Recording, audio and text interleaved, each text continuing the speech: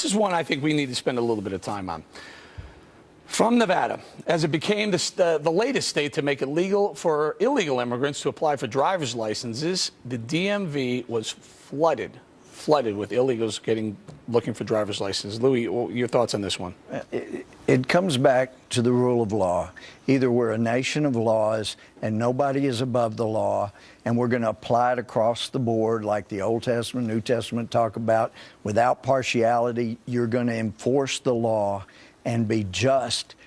You can't be just if you're just ignoring parts of the law like this. And there are consequences for a society that does so. Bob, so these illegals have flooded the DMV. I'm thinking if I'm an ICE agent and I want to find some illegals, I could go to the DMV and find a whole bunch of them. Right. Well, first of all, I don't, it says something about this if they're illegally here and they're getting licenses, which I frankly don't have a problem with that because I think it's a good idea. They're going to be driving anyway. It's probably a better idea that they have a license, they're insured.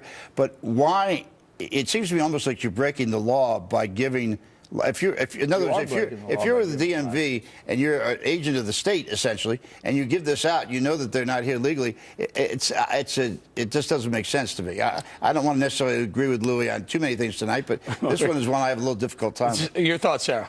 Look, I think we shouldn't be surprised that states are doing this. We're not seeing Congress do anything on this. I mean, the Senate passed a bill, and they sent it over to you guys in the House. You guys haven't passed anything on immigration. You guys have held some hearings. You guys haven't had any votes. The fact that states are going to need to Okay, do here we something get the about Wall that? Street Journal, the big business. We need all this cheap labor for our businesses, but the fact is, and this is where I have a real problem with the Wall Street Journal, the law needs to be enforced across the board, and these businesses that think that we can just ignore the law and their business will be protected are so wrong. We've got to follow the law, and the one bill on immigration we should pass is my resolution I filed last summer that says once the borders are secured as confirmed by the border states, then we will immediately move and get immigration bills done. There's another piece of this, which is I have yet to see too many businessmen brought indicted for breaking the law by hiring these people.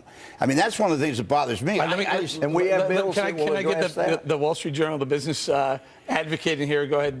Well, first of all, I don't work for our editorial page. I'm a reporter, so I'm independent. But I would say that I think that what the state is trying to do is try to instill some semblance of law. The fact is these people are driving, and they probably don't have car insurance because they don't have licenses. So if you're going to get hit by someone in a car, don't you wish that person had insurance? I want to save a little time because earlier tonight we heard Senator Rand Paul announce that his lawsuit, he's going to sue President Barack Obama. One of the first of its kind. I think it's big news, Bob. Your thoughts on Senator Rand Paul's lawsuit? On the NSA lawsuit? Yes, sir. I think it's... well, he's actually suing the Obama administration. Right. I mean, I think it's... Look, you know where my position has been on this from the beginning. I think it's unconstitutional what the NSA is doing and has been done, and now a federal court judge decides that it's okay to do it. I don't know who left their copy of the Constitution back at home, but the idea that they can randomly go through and look at our phone records is just beyond the pale. And if it requires suing the administration, so be it. Go ahead, Louie. And this is one of those issues that isn't left or right partisan. It isn't. There were liberal Democrats that would agree strongly in judiciary.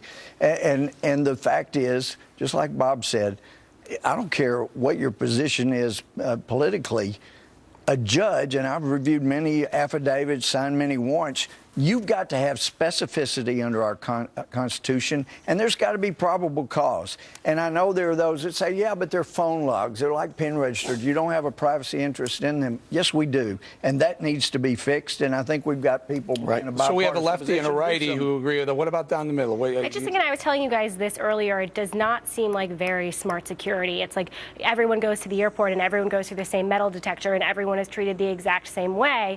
You know, the reason that we find a lot of things that are about to happen in airports is because we have some piece of intelligence that warns us about a person. It's not because we caught them in the metal detector with everyone else.